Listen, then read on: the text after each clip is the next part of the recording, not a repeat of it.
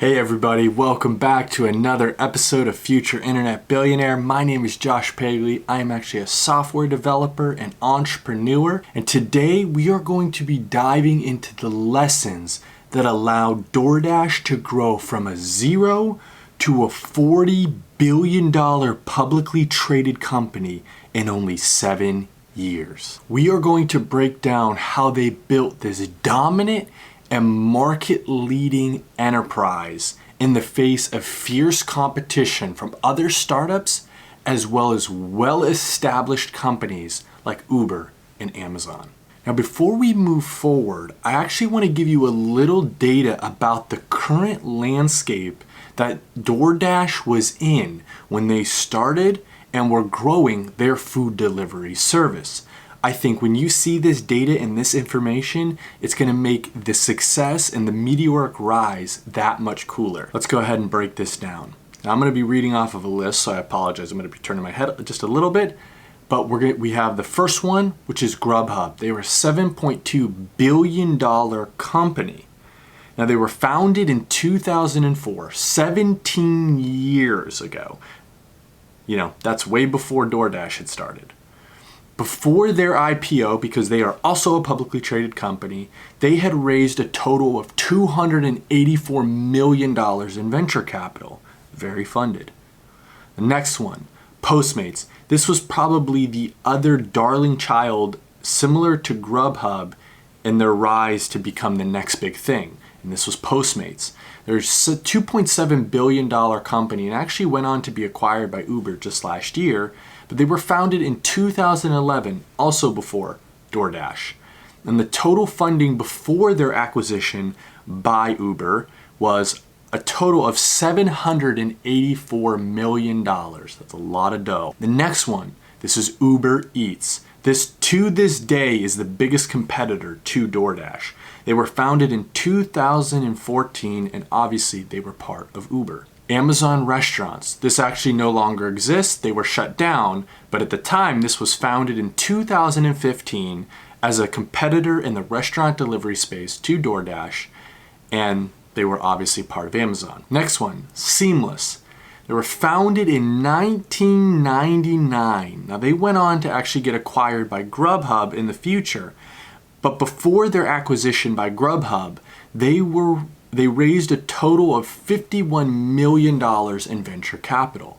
That's also not as much as Postmates, but still a lot of money. One other thing, and you guys probably can relate to this, is that in every industry and market, in their case cities, there were local competitors. Maybe not somebody on the scale of Uber Eats or Postmates or Grubhub, but they had local competitors competing for those local business delivery. DoorDash had not only to beat out its competitors and well-established billion-dollar companies, but they also had to beat these local competitors who had built a reputation in each of these cities. So now that you have an idea in the landscape of what it looked like when DoorDash was starting and trying to grow, let's dive into the strategies and lessons that we can learn from using our own businesses and our own lives, ultimately allowed them to grow to the #1 food delivery platform in the US and crush the competition, allowing them to grow from a zero to a $40 billion company in only 7 years. Let's dive into those lessons. But first, as you all know, okay, now we can get started.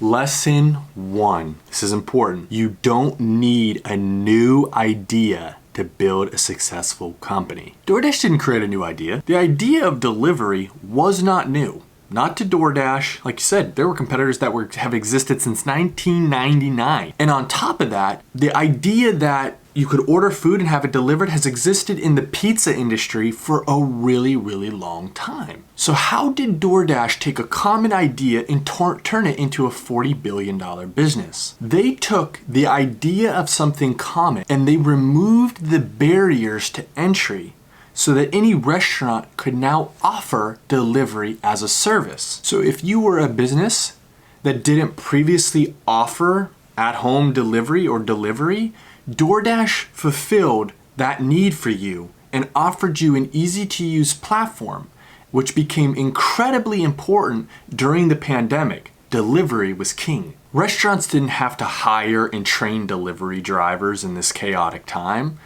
All they had to do was sign up for DoorDash as a merchant, and DoorDash handled the rest. That's how they innovated on an already common and established idea. They made it easier for people to get access to it. If you can take an idea that a lot of people need, even if it's common, and reduce the costs, remove the barriers to entry, and provide it in an efficient way to a large group of people, there's a good business opportunity there for you. One important thing to remember now is that successful entrepreneurs like and subscribe to this channel. Now, wherever you're at in life, whatever your stage is, if you could subscribe or like, I would really appreciate it. It helps me know that people are enjoying the video, enjoying the content, and also helps the YouTube algorithm so that other people can find this information as well. If you could do that, it would be so greatly appreciated. Let's go ahead and dive into lesson 2. Lesson 2, they went where no one else was competing. In other words, they found a niche. As you know, they had plenty of competition. Postmates, Amazon, Uber, Grubhub, Seamless. I mean, so much competition. So they had to find a way to get an edge. They found an edge or a niche by going where their other competitors weren't competing. Now, what do I mean by this? All other food delivery services were competing in major cities, obviously higher population, more opportunities. So everybody was in that cutthroat competition. Well, one thing that DoorDash did that was a key move for them was they focused on the suburbs instead of big cities to start. This was a welcomed service because outside of pizza delivery and a very few select restaurants, suburbs were really not capable of receiving delivery-based services from a broad-based group of restaurants. What they did was found their niche and in the addressable market. A lot of entrepreneurs or videos you'll watch about building a product or a service is about finding your niche, and they're really referring to the type of product. One thing that I want to point out is that you can also find a niche in the addressable market. Service people with a similar product that the other competitors have forgotten about. Their money's just as good, right? They're just as valuable users.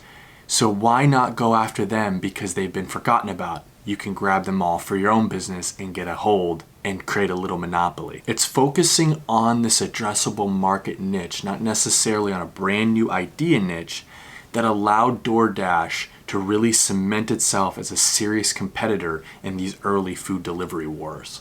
And all the research I did, this was known to be probably one of the greatest and maybe even the single most important move DoorDash made in order to secure itself and its future as the #1 food delivery service and massive company that it is today. If you want more information about finding a niche and creating your own mini monopoly and looking where your competitors have forgotten about, check out a book by Peter Thiel called 0 to 1. Highly recommend it. It's really relevant to this topic. I think you'll like it. Lesson number 3, they built a brand. When you're in a competitive market and you have feature parity with your competitors, feature parity meaning you both offer very similar things, there's not a very huge differentiation in value, very similar platforms, then brand can be your competitive edge. Let me throw an example out there for you. Say you are going out to buy a shirt and there's two shirts that are similar priced. One is Fruit of the Loom, one is a Nike shirt. Which one would you buy? Now there's a good chance if they're the same price, you're probably gonna buy the Nike one because of brand recognition. Well, DoorDash also used this as their advantage. They used brand recognition to help them grow to the #1 food delivery service in the US. So that when people thought food delivery, yes, you have others in your mind, but DoorDash is one of the tops. Lesson number 4, they simply outcompeted their competitors. DoorDash didn't let the simple presence or pre-existence of competitors in their industry stop them from building their $40 billion empire.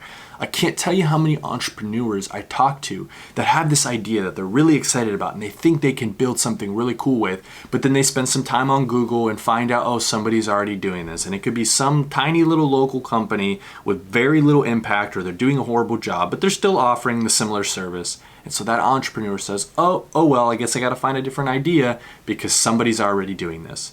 If DoorDash would have thought this way, they would have never gone on to build the $40 billion empire and dominant business that they have.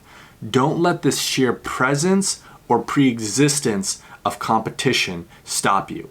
On average, there are 13 competitors for any business you offer, especially in the internet world and tech startup world. So be good at competing. It's not about a fresh, brand new idea. Be great at competing so that you can win in the face of competition. Now, one thing that you will note in part of the competition, back to DoorDash here, is DoorDash actually went on to raise over double the amount of venture capital that any of the other previous startups had raised. They raised $2.5 billion in venture capital. Now, I don't want to say it's all just because of the money, because we've seen a lot of examples of companies that raised a lot of money and went on to fail. But I do think they were incredibly good at execution, and in addition to a lot of money, they were able to do things at a scale that other competition could not, helping them outcompete them. They used the money to subsidize orders, things like first order is on us or free delivery. They used it to build brand and advertise, which allowed them to bring on lots of consumers and lots of merchants, restaurants, to build the marketplace. These are all things that in their face of fierce competition, they needed to do. I'm not somebody that's usually pro venture capital, but when you're in fierce competition and it's a land grab and your competitors are raising a lot of money, if you want to be a serious competitor, you got to play the game and out-hustle your competitors and compete in a way that's going to allow you to win. So when you see competition, or you're getting your butt kicked, or you think there's a company that's already doing it well, don't just throw your hands up and say, oh my gosh, that's it. I lose, or I can't do it because somebody else is doing it. Think about DoorDash. Think about how many competitors, well-established, and other aggressive startups they faced, and yet they were able to still come out on top. Well, that wraps up some of the 4 major lessons that allowed DoorDash to grow from a $0 to $40 billion company in only 7 years. To summarize them real quick here, you don't need to invent a new idea. You just have to find a way to do it better and at a cheaper or more efficient cost. They found a niche. They went and found a market that wasn't being serviced by their competitors and competition, and they offered that service. They found a niche, and it allowed them to grow from there. They built a brand so that when people thought food delivery, they thought of DoorDash. You have to be in the minds of the people that are going to be purchasing your product or using your product. They outcompeted their competition. They no doubt faced fierce competitors, yet they stayed consistent, stayed diligent, and hustled in every way they knew how, so that at the end they came out on top. As of right now, DoorDash has 18 million consumers, 390,000 plus merchants, 1 million dashers. Those are the people that go out and do the delivery and pick up the food and deliver it to your house. They are the #1 US category share, meaning they are the biggest food delivery service in the US. And as of 2020, they have around $2 billion in revenue. Well, everybody, I hope you enjoyed this video and then some of the breakdown and the lessons that you can also apply to your own business and learn from them. I definitely am doing it in my own business. I hope you all enjoyed the video. If you could take a moment to either comment below, don't forget to like, let me know what I could, either topics or things you think I could improve on the video. I would love to hear your feedback. Anyways, God bless you all. Have a great day. I'll see you on the next video.